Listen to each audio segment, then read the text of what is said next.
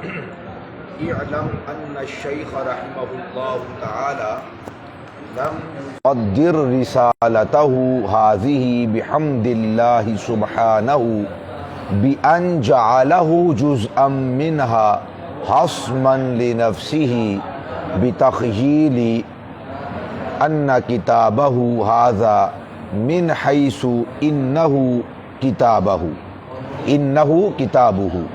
ليس ككتب السلف رحمهم الله تعالى حتى يصدر به على سننها، ولا يلزم من ذلك عدم الابتداء به مطلقا حتى يكون بتركه أقطع لجواز إتيانه بالحمد من غير أن يجعله جزءا من كتابه. وبدأ بتعريف الكلمة والكلام لأنه يبحث في هذا الكتاب عن أحوالهما، فمتى لم يعرف كيف يبحث عن أحوالهما وقدم الكلمة على الكلام لكون أفرادها جزءا من أفراد الكلام ومفهومها جزءا من مفهومه او كما قال. اچھا بھائی، یہ جامع شریف کا مقدمہ مکمل ہوا اور اب ہم الشیخ امام ابن حاجب رحمہ اللہ تعالی کی مصنفہ اور مؤلفہ کتاب یعنی کافیہ شریف کی طرف آگے بڑھ رہے ہیں. یاد رکھیے کہ یہاں پر سبق کا آغاز اعلم سے ہو رہا ہے، اور اعلم جان لو. جب بھی یہ کلمہ لایا جاتا ہے اعلم، تو یہ کلمہ لانے اور یہ فعل لانے کے چند مقاصد ہوتے ہیں. اکثر مصنفین کرام جب اعلم فرماتے ہیں، یعنی جب وہ آپ کی توجہ دلاتے ہیں اور آپ کو فرماتے ہیں کہ اعلم جان لو، تو یہ کلمہ اس وقت بولا جاتا ہے، اس وقت لکھا جاتا ہے، اس وقت کہا جاتا ہے جب کسی لفظ کی یا کسی جملے کی تحقیق مطلوب ہوتی ہے. حق کو واضح کرنا جہاں پر مطلوب ہوتا ہے تو وہاں پر کہا جاتا ہے جان لو. نمبر 2، اعلم کے بعد بڑی اہم اور خاص بات ہوتی ہے، اور لکھنے والا لکھنے سے وہ بات، اہم ترین بات لکھنے سے پہلے اور مقرر تقریر کے اندر خاص بات بیان کرنے سے پہلے وہ کہتا ہے جان لو، خبردار، ہوشیار ہو جاؤ، آنکھیں کھولو. تو یہ کلمہ اعلم در حقیقت بڑی اہم بات کو بیان کرنے سے پہلے لایا جاتا ہے. 2 باتیں ہو گئی. نمبر 3، وہاں پہ ایک سوال ہوتا ہے جو مقدر ہوتا ہے، تو سوال مقدر کا جواب دینا مطلوب ہوتا ہے، تو وہاں پر بھی یہ اعلم کا کلمہ لایا جاتا ہے. بات میں آ رہی ہے؟ نمبر 4، بعض اوقات یوں ہوتا ہے کہ مختلف باتیں، مختلف، تھوڑا سا ادھر ہو کے، ذرا کٹھے ہو جائیں گے نا آپ، تھوڑا ادھر ہو کے بیٹھ. مختلف باتیں وہاں پہ پائی جاتی ہیں، کچھ حق ہوتی ہیں، کچھ صحیح ہوتی ہیں اور کچھ غیر صحیح ہوتی ہیں. ٹھیک ہے نا جی؟ کچھ صحیح ہوتی ہیں اور کچھ غیر صحیح ہوتی ہیں. تو یہ اعلم کا کلمہ وہاں پر لایا جاتا ہے جہاں پہ امتیاز کر دیا جاتا ہے، حق کو واضح کر دیا جاتا ہے کہ ایک یہ بات معروف ہے اور ایک یہ بات ہے. تو اصل بات یہ ہے جو اعلم کے بعد لائی جاتی ہے. سمجھ میں نا بات آپ؟ تو احقاق حق کے لیے، حق کو واضح کرنے کے لیے اعلم کا کلمہ لایا جاتا ہے.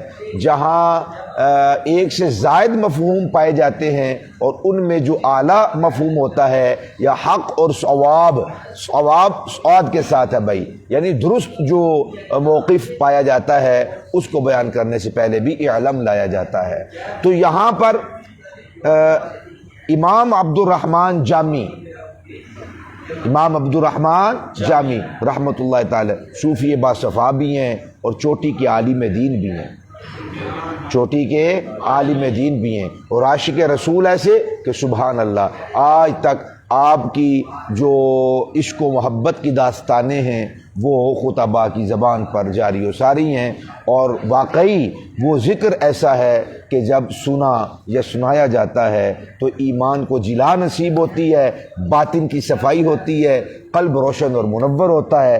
بڑا ہی لاجواب آپ کا وہ واقعہ ہے مدینہ شریف حاضری کا، سمجھ میں آ رہی نا بات؟ تو نبی کریم صلی اللہ علیہ وسلم جب حاضری کے لیے حاضر ہوتے ہیں تو ادھر گورنر مدینہ جو مدینہ کے گورنر عامل ہیں ان کی خواب میں رسول پاک صلی اللہ علیہ وسلم تشریف لے کر آتے ہیں۔ کیسے پاکیزہ لوگ تھے گورنر بھی۔ امام عبد الرحمن جامی کا تو عشق تھا مولانا عابد صاحب، مگر گورنر دیکھو کیسے یار پاکیزہ لوگ تھے کہ ان کی خواب میں رسول پاک تشریف لے آئے۔ اللہ اکبر۔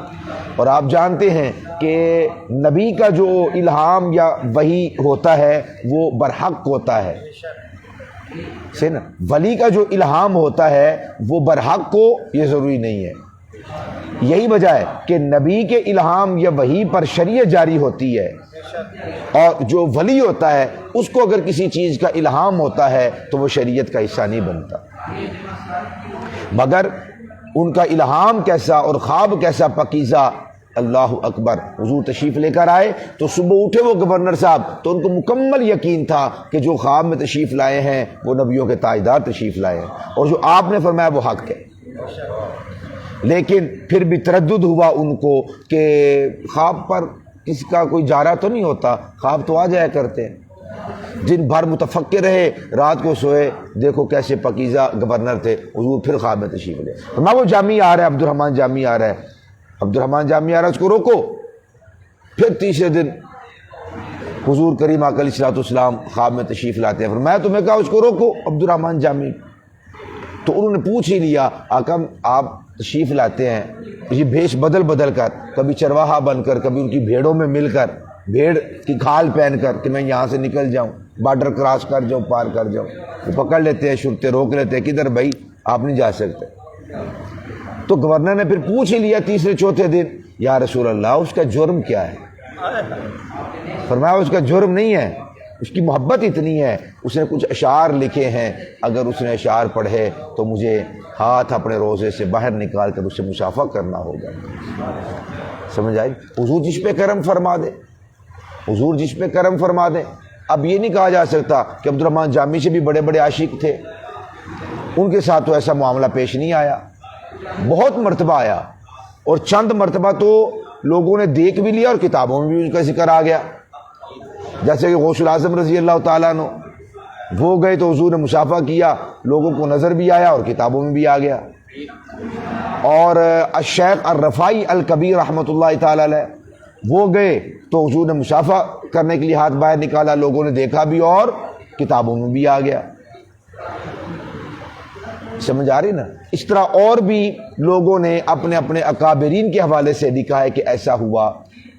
محمد حسین مہاجر مکی ثم مدنی دیوبند کے بہت بڑے شیخ اور بڑے شیخ ہیں، ان کے بارے میں آتا ہے کہ رسول پاک صلی اللہ علیہ وسلم نے ان سے مصافحہ کیا، ان کی کتابوں میں یہ بات لکھی ہوئی ہے۔ تو کیا حالت ہے، کیا احوال ہے، یہ تو اللہ ہی جانتا ہے۔ اچھا، تو بہرحال بات یہ کر رہا تھا، تو فرمایا وہ مجرم نہیں ہے، وہ مجرم نہیں ہے، وہ تو عاشق ہے۔ تو دیکھو بیک وقت صوفی تھے امام عبد الرحمن جامی، اور ان کا جو نام پیدا ہوا وہ تصوف میں ہوا،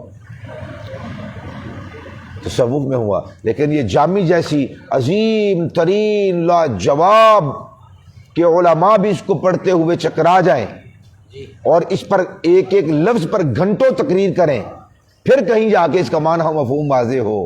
اللہ اکبر۔ پھر کہیں اس کا جا کر معنی مفہوم واضح ہے، پھر کہیں جا کر اس کا مفہوم واضح ہوتا ہے۔ گھنٹوں تقریر ہوتی ہے بھائی کسی لفظ پر، پھر کہیں جا کر کے اس کا کوئی مفہوم واضح ہوتا ہے۔ تو دیکھو وہ امام عبد الرحمن جامی وقت کے صوفی بھی تھے اور چوٹی کے عالم بھی تھے، چوٹی کے عالم بھی تھے۔ تو ایسا نہیں ہے کہ جو صوفی ہوتا ہے اس کا پڑھنے پڑھانے سے کوئی تعلق نہیں ہوتا، اس کا پڑھنے پڑھانے سے تعلق نہیں، ایسا نہیں ہوتا۔ ہمارے جتنے ائمہ گزرے ہیں، جتنے ائمہ گزرے بھائی، وہ وقت کے ائمہ بھی تھے، حقیقی استاذ العلماء والمحدثین والمفسرین بھی تھے، اور اپنے وقت کے صاحب کرامت بھی تھے، اور بہت بڑے صوفی اور اللہ کے ولی بھی تھے۔ یہاں پہ ایک بات عرض کر کے پھر آگے چلتا ہوں۔ ہمارے قصوروں میں سے ایک قصور یہ ہے حکیم صاحب، ہمارے بہت بڑے جرائم میں سے ایک جرم یہ ہے کہ اللہ معاف فرمائے، ہم صوفیاء کے تصوف کو، طریقت کو اور اولیاء کی کرامات کو بیان کرتے ہیں، ہم علماء کے علم کو بیان نہیں کرتے، ہم علماء کی کرامات کو بیان نہیں کرتے۔ جی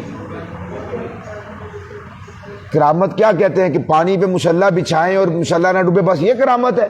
بھائی یہ بھی تو کرامت ہے نا، چند سو یا چند ہزار روپے لے کر کبھی روئے نہیں، دھوئے نہیں، کوئی ماتھے پہ بل نہیں، کوئی شکوہ نہیں، شکایت نہیں، ہنستے مسکراتے چہرے۔ کیوں مولانا ابھی صاحب، کیوں مولانا سلمان صاحب، اتنی دور کا سفر کر کے آپ جاتے ہیں، گرمی اور سردی میں جاتے ہیں کہ نہیں جاتے خدمت کرنے کے لیے؟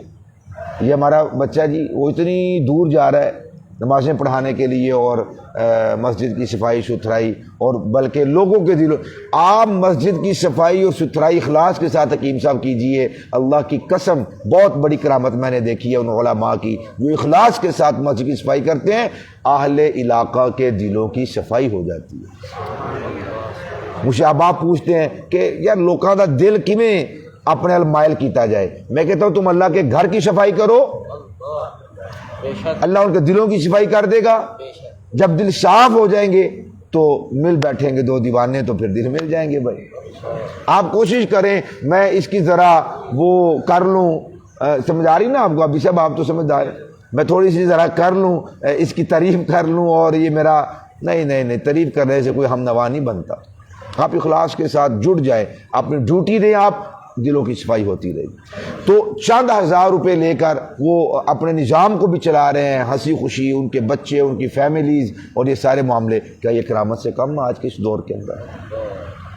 وہ دین کے ساتھ جڑے ہوئے ہیں، یہ بہت بڑی کرامت ہے۔ بہرحال تو علم بھی حاصل کیجئے، اور جس نے شریعت کا علم حاصل کیا اور طریقت کا علم حاصل نہ کیا، یہ کالے حروف، اگر طریقت کا علم حاصل نہ کیا تو یہ کالے حروف دل کو کالا کر دے۔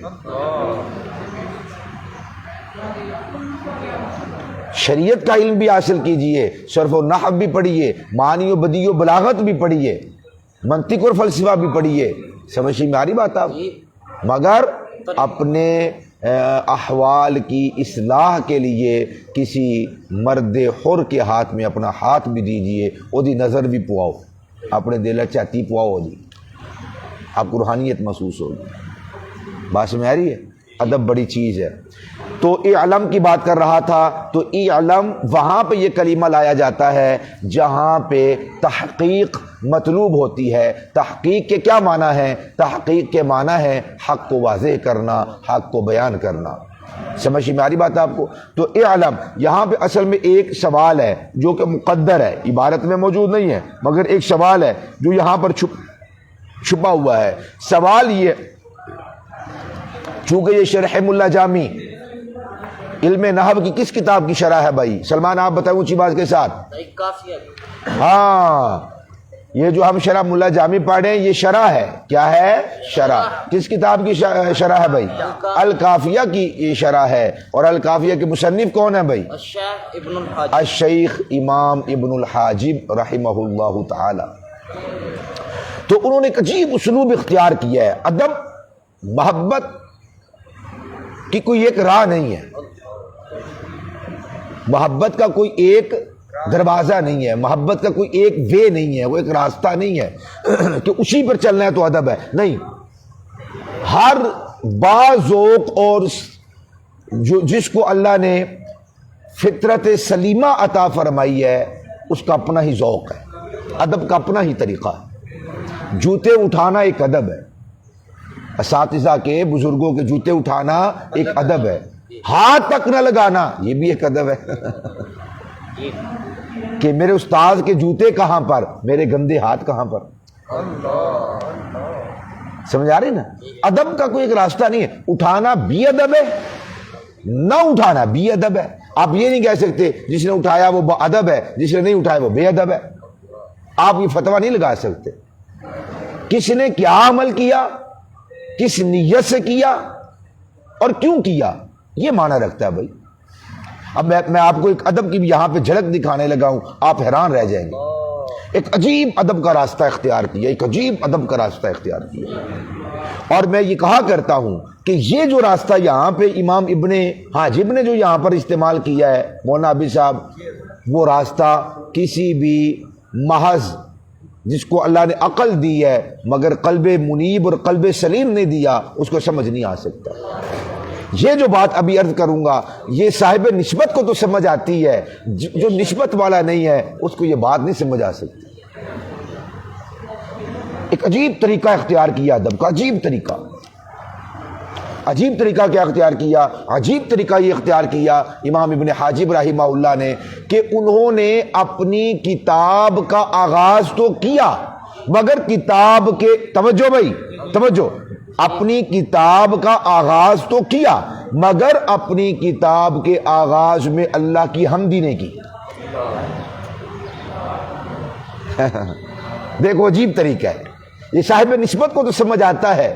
وہی مثال ہے، دیکھو شیخ کا نام لینا ادب ہے، شیخ کی تعریفات کرنا ادب ہے، اس کی شانوں کے پل باندھ دینا بولے نا ادب ہے، اور شیخ کا نام تک نہ اپنی زبان پر لانا یہ بھی ادب ہے. آپ یہ نہیں کہہ سکتے جس نے بڑی اچھی نقابت کی اور کمپیرنگ کی اور اس نے جناب قلبے ملا دیے اور اپنے شیخ کو زمین سے اٹھا کے آسمان فرش سے اٹھا کے عرش تک لے گیا تو اس نے ادب کیا ہے، اور جو گونگا بن کے چپ رہا اس نے ادب نہیں کیا. یہ آپ فتویٰ نہیں لگا سکتے. جس نے یوں کیا وہ بھی ادب ہے، جو چپ بیٹھا رہا وہ بھی ادب ہے، جو چہرہ تکتا رہا وہ بھی ادب ہے، جس نے نظریں جھکا لی وہ بھی ادب. گال نہیں سمجھا اللہ. یہ ادب کا کوئی ایک راستہ نہیں ہے، ادب کی کوئی ایک جہت نہیں ہے کہ آپ وہ جہت اپناؤ گے تو ادب ہوگا. نہیں، ادب کا کوئی، ادب کے جہان ہے بھائی. ادب کے ہزاروں نہیں لاکھوں جہان ہیں. یوں کہہ لو جتنے ذوق سلیم ہیں اتنے جہان ہیں، اور ہر ذوق سلیم کو اللہ نے ہزاروں لاکھوں ایسے ذوق عطا کیے ہوئے. دیکھو کیسا عجیب طریقہ ہے، کیسا عجیب ان کا ادب کا انداز ہے کہ اپنی کتاب کے آغاز میں انہوں نے اللہ کی حمد کو ہی نہیں لکھا. سمجھ آ رہی بات آپ؟ اب جو عقل مند ہے وہ کہے گا لو جی نبی کریم صلی اللہ علیہ وآلہ وسلم کا تو یہ فرمان ہے، حضور کا تو یہ فرمان ہے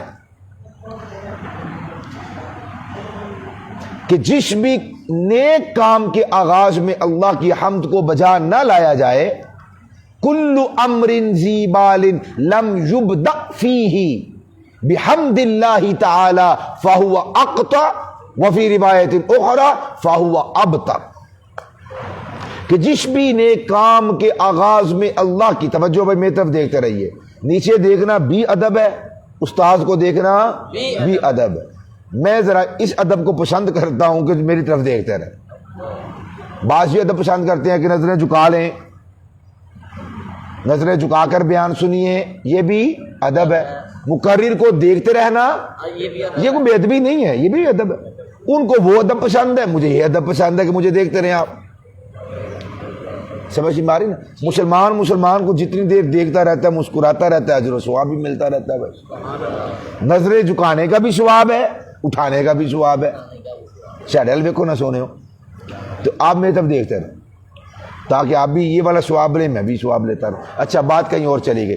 تو میں یہ عرض کر رہا تھا حضور فرماتے ہیں کما قال کل امر ذی بال لم یبدأ فیہ بحمد اللہ تعالی فہو اقطع وفی روایت فہو ابتر. کہ جس بھی نیک کام کے آغاز میں اللہ سبحانہ و تعالیٰ کی حمد بجا نہ لائی جائے وہ کام ابتر ہے، وہ کام اقطع ہے، وہ کام نامراد ہے، اس کام میں برکت نہیں ہو سکتی. سمجھ آ رہی ہے؟ دیکھو اتنا واضح فرمان ہے رسول اللہ صلی اللہ علیہ وسلم کا اور حمد کی اتنی تعریفات ہیں، اللہ کے قرآن کی بھی آغاز حمد سے ہوتا ہے۔ سمجھ میں آ رہی نا؟ اللہ کے قرآن کا آغاز بھی، یعنی قرآن کے جو طریقہ ہے وہ بھی حمد سے ہے، نبی پاک بھی حمد کو ارشاد فرما رہے ہیں۔ تو دیکھو جی، یہ تو امام ابن حاجب رحمہ اللہ نے، انہوں نے حمد ہی نہیں بیان کی اپنی کتاب کے آغاز میں، انہوں نے بس ایسے کہا بسم اللہ الرحمن الرحیم، ڈائریکٹ انہوں نے کہہ دیا بھائی، ڈائریکٹ انہوں نے لکھ دیا، کیا لکھ دیا؟ الکلمۃ لفظ وضیع، انہوں نے کوئی حمد ہی نہیں بجا لائی اللہ تعالیٰ کی۔ سمجھ آ رہی نا؟ تو کیوں نہیں حمد لکھی؟ توجہ کرنا بھائی، اصل میں امام ابن حاجب رحمہ اللہ تعالی عنہ کا یہ نظریہ تھا، توجہ ہے، ان کا یہ نظریہ تھا کہ یار جو ہمارے اکابرین، ہمارے اساتذہ، ہمارے شیوخ، ہمارے بڑے جب وہ کتاب لکھتے ہیں نا، توجہ یار، جب وہ کتاب لکھتے ہیں نا تو کتاب کے آغاز میں اللہ کی حمد لکھتے ہیں۔ وہ کہاں؟ ابن حاجب کہتے ہیں میں کہاں؟ ہاں، ان کی عالی مرتبت کتابیں کہاں؟ اور میرا یہ چھوٹا سا رسالہ،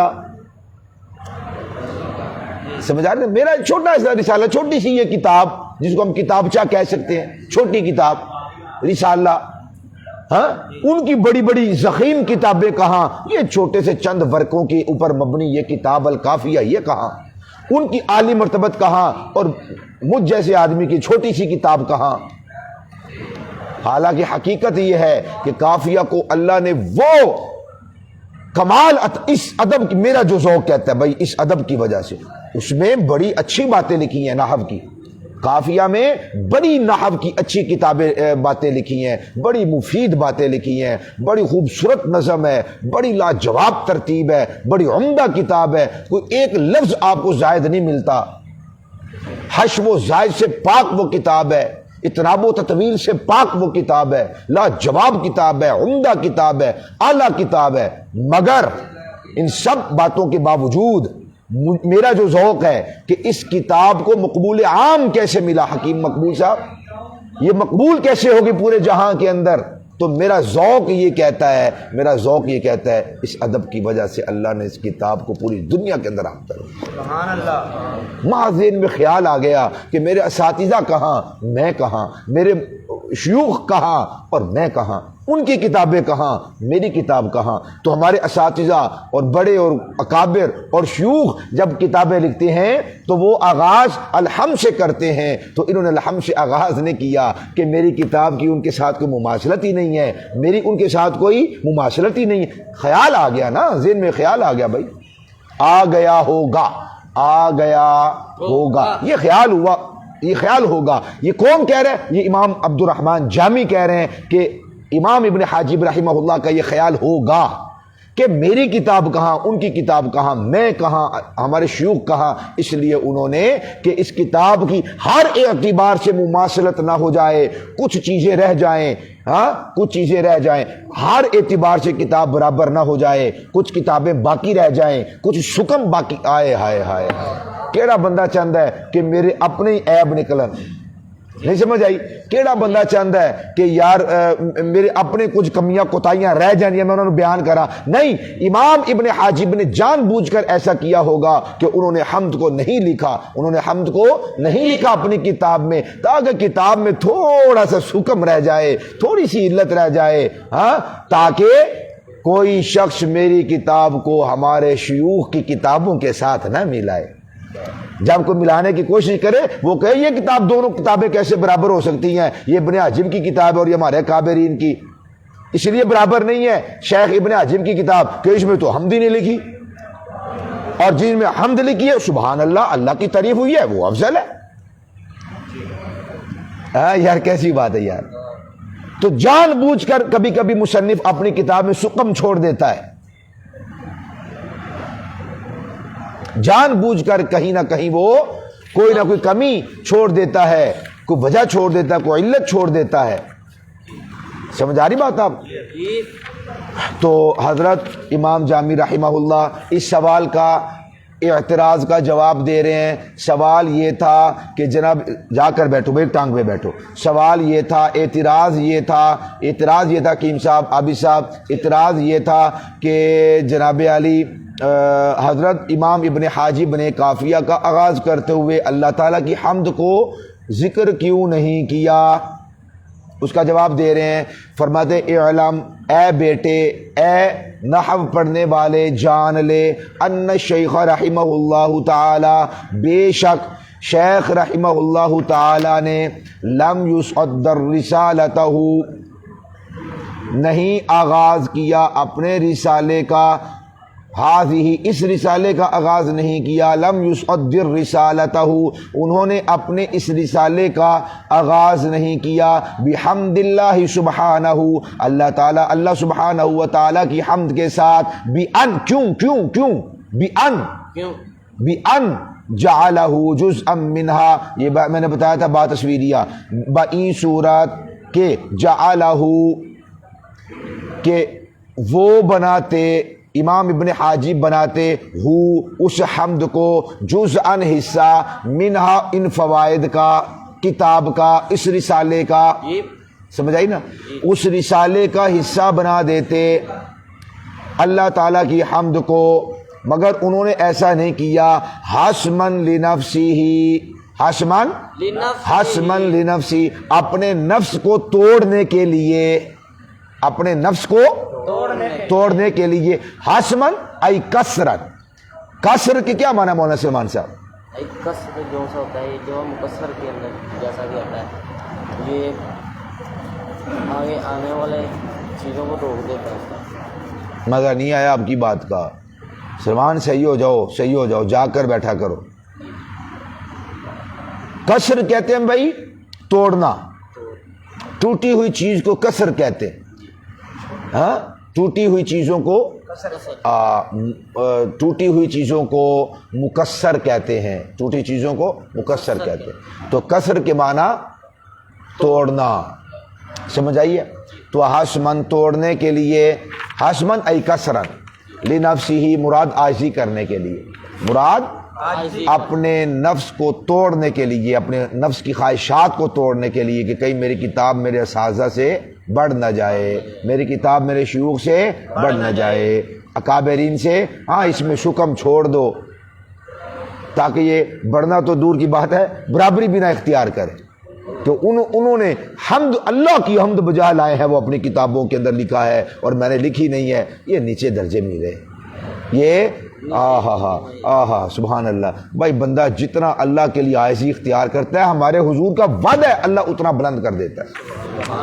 تو یہ جو حسمن لنفسی کے لفظ ہے نا، یہ حکیم صاحب اس بات کے اوپر دلالت کرتے ہیں کہ امام ابن حاجب رحمۃ اللہ تعالی علیہ نے عاجزی اختیار کی، اللہ نے ان کو رفع عطا کر دی۔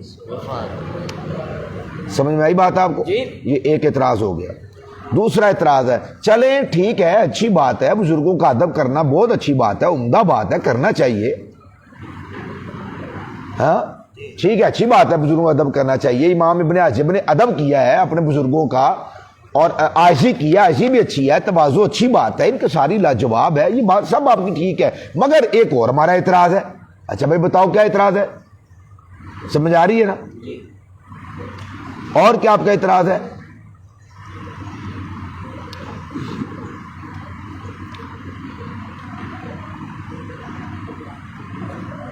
اچھا ذرا آگے دیکھیے، بتخیلی، کیا؟ بتخیلی ان کتابہ ھذا من حیث انہ کتابہ لیس ککتب السلف رحمہم اللہ تعالی، بتخیل، بتخیلی، ذہن میں یہ بات بٹھانا، ذہن میں یہ بات بٹھانے کی وجہ سے، کیا؟ ان کتابہ ھذا، بے شک یہ جو کتاب ہے ان کی یہ جو کتاب ہے، من حیث، اس حیثیت سے، انہ کتابہ، بے شک یہ ان کی کتاب ہے، جو کہ لیس ککتب السلف رحمہم اللہ تعالی، سلف صالحین، سلف گزرے ہوئے بزرگوں کی کتابوں جیسی یہ کتاب نہیں ہے، ٹھیک ہے؟ جب یہ ان جیسی کتاب نہیں ہے تو حتی یصدر بہ علی سننھا، یہاں تک کہ اس کا آغاز کیا جاتا ان کے طریقے پر، یہ کتاب سلف صالحین کی کتابوں جیسی ہوتی تو میں ان کے طریقے پر لکھتا. ہاں بھائی میری کتاب، امام ابن حجر کہتے ہیں میری کتاب میرے اکابرین کی کتابوں جیسی ہوتی تو میں کتاب ان جیسی لکھتا. جب میری کتاب ہی ان کے جیسی نہیں ہے تو پھر میں ان جیسی کیسے لکھوں ہر اعتبار سے. یہ ادب ہے ان کا. یہ کیا ہے؟ ادب ہے. ادب ہے. یہ ان کی عاجزی ہے. اچھا بھائی اب دوسرا اعتراض کہ عائشی ٹھیک ہے، سب باتیں ٹھیک ہیں، لیکن دیکھیں نا جناب، توجہ بھائی، لیکن دیکھیں حضور کے فرمان کا تو ترک لازم آیا نا. یہ باتیں ٹھیک ہے کہ انہوں نے ادب کیا، عائشی کی، ان کی ساری کی، ہاں، اور اس بات کو واضح کر دیا کہ ان کی جو کتاب ہے وہ سلف صالحین کی کتابوں جیسی نہیں ہے، اور انہوں نے یہ واضح کر دیا کہ میرا مقام ان جیسا نہیں ہے. لیکن دیکھو یہ بات ساری، جا کر بیٹھو، یہ ساری باتیں ٹھیک ہیں، لیکن دیکھو ہم تو بجا نہیں نہ لائے، حدیث رسول پہ تو عمل نہیں نہ کیا. کل امر ذی بال لم یبدأ فیہ بحمد اللہ تعالی فہو اقطع و ابتر، کہ جس کام نیک کام کے آغاز میں اللہ کی حمد بجا نہ لائی جائے وہ کتاب ابتر ہوتی ہے، وہ کتاب اقطع ہوتی ہے، وہ کتاب ابتع ہوتی ہے، اور وہ کتاب اقطع ہوتی ہے. سمجھ میں آ رہی نا بات آپ کے؟ وہ کتاب ابتر ہوتی ہے، مکمل نہیں ہوتی، وہ کام مکمل نہیں ہوتا. لہذا حمد کو تو چھوڑ دیا نا، حدیث رسول پہ تو عمل نہیں ہوا نا، حدیث رسول پہ تو عمل نہیں ہوا نا. یہ بات سمجھ میں آ رہی ہے آپ کو؟ تو اس کا جواب ہے، بھائی توجہ کریں کہ سبب مکمل کر رہا ہوں. اس کا جواب ہے بھائی جان کتاب کے اندر اگرچہ حمد کو نہیں لکھا، الشیخ امام ابن حاجب جیسا اتنا بڑا صوفی، اتنا بڑا عالم، اتنا بڑا امام، یہ ان سے کبھی بھی یہ بات سوچی بھی نہیں جا سکتی کہ انہوں نے اللہ کی حمدی نہ بجا لائی ہو، ہے نا بھائی. لکھنے کا حکم نہیں ہے، حمد کو بجا لانے کا حکم ہے. لکھی تو نہیں کہ ادب ہو جائے، لکھی نہیں، کتاب میں حمد کو لکھا نہیں، کیوں کہ ادب برقرار رہے، عاجزی کرتے ہوئے نہیں لکھی. توجہ ہے؟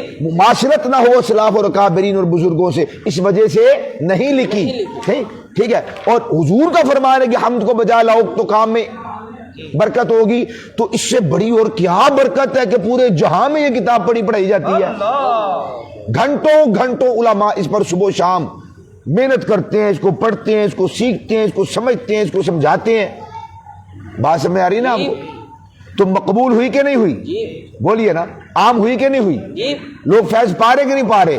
تو اتنی مقبول کتاب ہوئی، یہ اس بات کی دلیل ہے کہ اللہ کے دربار میں بھی مقبول ہے، رسول اللہ کے دربار میں بھی مقبول ہے.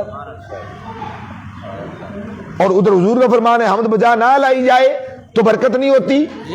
ادھر انہوں نے حمد لکھی نہیں، پھر اتنی برکت کیسے ہو گئی؟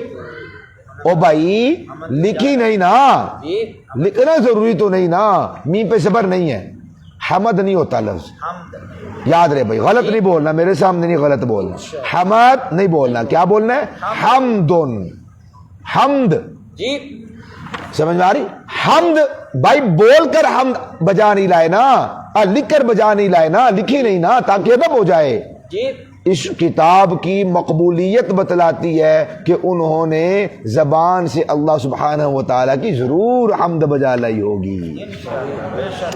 تو اس سوال یہ تھا کہ آپ نے ٹھیک ہے کہ عاجزی کرتے ہوئے حمد کو نہیں لکھا، لیکن حدیث رسول پہ عمل نہیں ہوا، حدیث رسول پہ عمل نہیں ہوا، لہذا یہ بات کو مناسب نہیں ہے. تو اس کا جواب دے رہے ہیں وَلَا يَلْزَمُ مِنْ ذَلِكَ عدم الابتداء به مطلقا، اور یہ بات لازم اس سے یعنی نہ لکھنے سے بات یہ لازم نہیں آتی کہ آپ نے اپنی کتاب کی ابتدا مطلقاً ہم سے نہ کی ہو. لکھی نہیں نا، تو یہ بات کہ لکھی نہیں تو اس سے یہ فرض ہو گیا، ثابت ہو گیا کہ انہوں نے حمد بھی نہیں اپنی ادا ہی نہیں کی. نہ یہ کہاں سے ثابت ہوا بھائی؟ یہ کہاں سے ثابت ہوا؟ بولیے نا، بولیے. دیکھیے آج آپ نے सुबहानक अल्लाह से लेकर यौम यक़ूमुल हिसाब तक पढ़ा कि नहीं पढ़ा? जी किम साहब बताइए। जी तो आपने तो लिखा ही नहीं है, तो क्या मतलब आपने पढ़ा भी नहीं है? बोलिए ना। आपने आज अलहम तो पढ़ी, साथ कुछ सूरतें कुछ आयात तो मिला के पढ़ी ना नमाज में? पढ़ी है कि नहीं पढ़ी? जी तो आपने लिखी भी है। जी आपने नहीं लिखी तो क्या मतलब आपने पढ़ी भी नहीं? जी जी आज हुजूर की जात में कोई दुरूद भेजा कि नहीं भेजा? जी लिखा भी है। नहीं लिखा नहीं तो क्या मतलब है? आपने भेजा भी नहीं। भेजा। एक तो जवाब भी नहीं देते आप यार। मेरा सवाल समझ आ रही है? जी आप भी सब आ रही है सवाल? भाई आपने हुजूर की जात में दुरूद शरीफ भेजा? लिखा भी है। नहीं तो क्या मतलब लिखा नहीं है तो भेजा भी नहीं? नहीं बोले और लिखना जरूरी तो नहीं है ना? हाँ ना, लिखना जरूरी तो नहीं है ना। अल्लाहुम्मा सल्ली अला मुहम्मद व अला आलि मुहम्मद, देखो हमने दुरूशी भेजा, तो क्या मतलब लिखा नहीं है तो भेजा भी नहीं? नहीं वला यल्ज़मु मिन ज़ालिका अदमिल इब्तिदाइ बिही मुतलक़न, इस बात से ये बात लाजिम नहीं आती कि उन्होंने किताब के अंदर हम्द को लिखा नहीं है तो उन्होंने अपनी ज़बान से भी हम्द नहीं अदा की। ये लाजिम कहां से आ गया भाई? नहीं लिखा नहीं, मुमकिन है कि उन्होंने ज़बान से अदा की हो, तो जब ज़बान से अदा की तो हदीस रसूल पे भी अमल हो गया, उधर अदब भी हो गया और इधर हुजूर के फरमान पे अमल भी हो गया, अदब भी हो गया, अमल भी हो गया। हत्ता यकून बितरकिही, यहाँ तक कि उन्होंने इसको तर्क कर दिया हो, अक़ताउ, और वो इस वजह से किताब अक़ता हो जाए, नामुकम्मल रहे। ये बात लाजिम नहीं आती।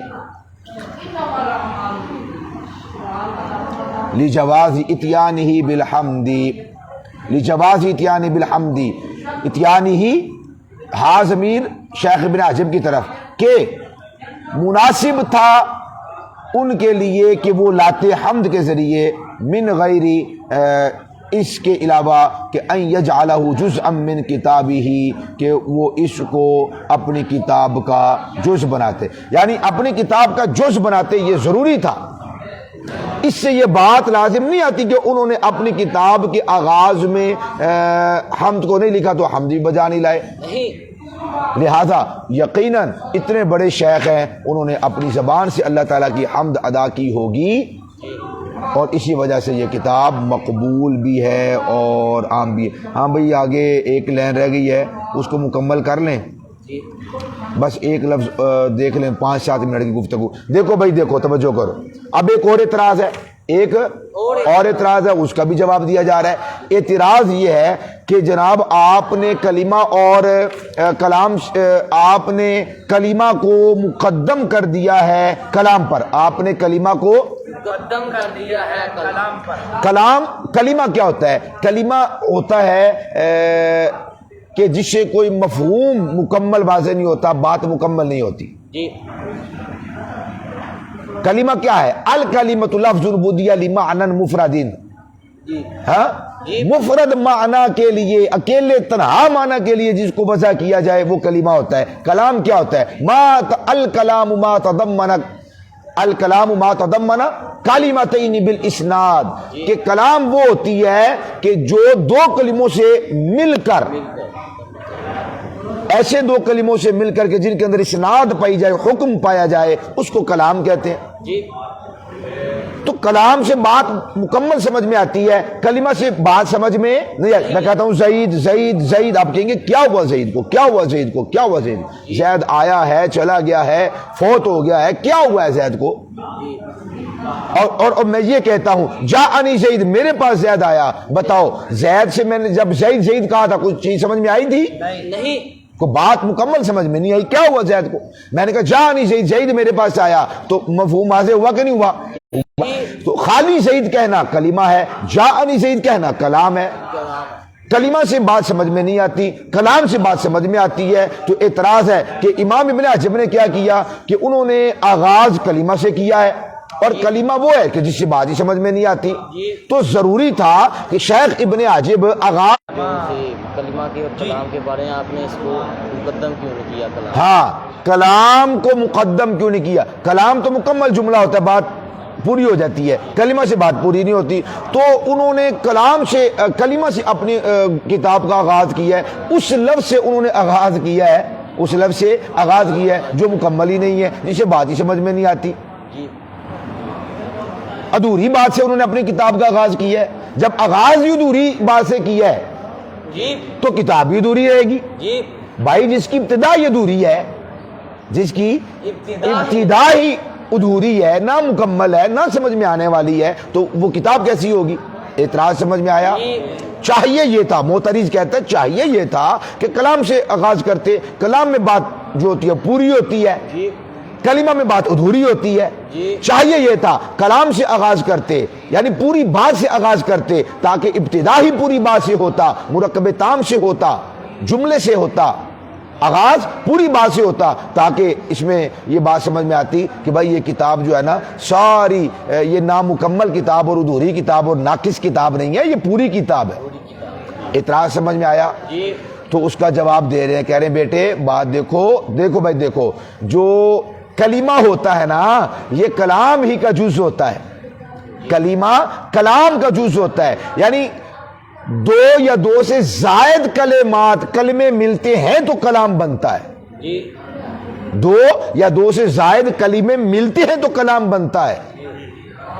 اکائی پہلے ہوتی ہے، اکائیاں پہلے ہوتی ہیں، اور پھر گنتیوں یا دہائیاں وہ بعد میں ہوتی ہیں۔ سمجھ میں آئے نا بات؟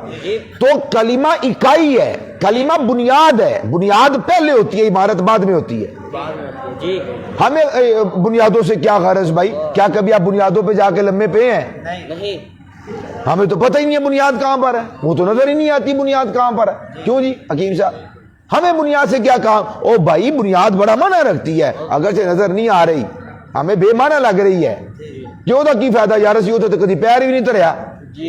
او بھائی وہ تمہیں لگ رہی ہے کہ اس کا کوئی فائدہ نہیں ہے، اس کا فائدہ ہے کیا؟ یہ پوری عمارت اسی پر کھڑی ہے۔ تو کلمہ بنیاد ہے، کلمہ اساس ہے، کلمہ ابتدا ہے، اس پر کلام کا دار و مدار ہے۔ کلمہ سمجھ میں آئے گا، کلمے کی بنیاد رکھو گے تو کلام کی بنیاد آگے آئے گی۔ سمجھ آ رہی ہے نا؟ بنیاد نہ رکھو گے تو مکان نہیں بنا سکتے، کلمہ کو نہ سمجھو گے تو کلام کو نہیں سمجھ سکتے۔ کیوں؟ کلمہ کلام کا جز ہے، اور جو کلمہ کا معنی ہے، کلمہ کا جو مفہوم ہے وہ کلام کے معنی اور کلام کے مفہوم کا جز ہوتا ہے۔ کلمہ کلام کا جز ہے اور کلمہ کا معنی کلام کے معنی کا جز ہے، اس لیے ضروری ہے کہ پہلے جز کو سمجھا جائے پھر کل سمجھ میں آتا ہے۔ سمجھ آ رہی نا؟ تو بس بھائی بات ختم ہو گئی۔ کہہ رہے ہیں وقدم الکلمتا، اور امام ابن حاجب نے کلمہ کو مقدم کیا ہے علی الکلامی، کلام پر، لکون افرادھا جزءا من افراد الکلامی، اس لیے کہ کلمہ کے افراد، اس لیے کہ لکون افرادھا، اس لیے کہ جو کلمہ کے افراد ہیں، جزءا من افراد الکلامی، وہ حصہ ہیں کلام کے افراد کا، کلام کے افراد کا۔ دیکھو میں کہتا ہوں شہید، میں کہتا ہوں شہید، اور ایک کہتا ہوں کھڑا، ایک کہتا ہوں کھڑا، خالی کہتا ہوں کھڑا ہوا، آپ کہیں گے کون کھڑا ہوا؟ تو بات سمجھ میں آئی آپ کو؟ کون کھڑا ہوا؟ زید ایک کلمہ ہے، کھڑا ہوا ایک کلمہ ہے، زید ایک کلمہ ہے، قائم ایک کلمہ ہے، تو یہ مل گیا تو بن گیا زید قائم۔ اب معنی سمجھ میں آ رہا ہے کہ نہیں آ رہا؟ زید کھڑا ہوا، اب معنی سمجھ میں آ رہا ہے نا؟ تو دیکھ لو جو کلمہ ہے نا وہ کلام ہی کا جز ہے، کلام کے دو جز ہیں اور دو کلمے ہیں، ایک ہے زید ایک ہے قائم، جس کو ہم کہتے ہیں ایک ہے مسند الیہ اور ایک ہے مسند۔ تو مسند بھی ایک کلمہ، مسند الیہ بھی علیحدہ کلمہ، یہ دو کلمے ملے تو کلام بنا۔ پتہ چلا کہ کلمہ کلام ہی کا جز ہوتا ہے، ہر کلمہ کلام کا جز ہوتا ہے۔ سمجھ آ رہی نا؟ تو کلمہ کا جو معنی ہوتا ہے، زید کا مطلب تھا زید، قائم کا مطلب تھا کھڑا ہوا، تو ہم نے ملا کر ترجمہ کیا زید کھڑا ہوا، زید کھڑا ہوا، زید کھڑا ہو رہا ہے، زید کھڑا ہے، وغیرہ وغیرہ۔ سمجھ آ رہی نا؟ تو کلام، کلمہ جو ہے وہ کلام کا جز ہے، اور جو کلمہ کا معنی و مفہوم ہے وہ کلام کے معنی و مفہوم کا جز ہے۔ اس لیے ضروری ہے کہ جز کو پہلے بیان کیا جائے اور کل کو بعد میں بیان کیا جائے۔ تو کہتے ہیں کہ لکو وقدم الکلمۃ علی الکلام لکون افرادیا جزءا من افراد الکلام و مفہومیا جزءا من مفہومہ، کہ کلمہ ایک فرد ہے کلام کے افراد میں سے، اور کلمے کا معنی ایک فرد ہے کلام کے معانی کے افراد میں سے، ایک جز ہے، لہذا ضروری ہے کہ پہلے کلمہ کو مقدم کیا جائے۔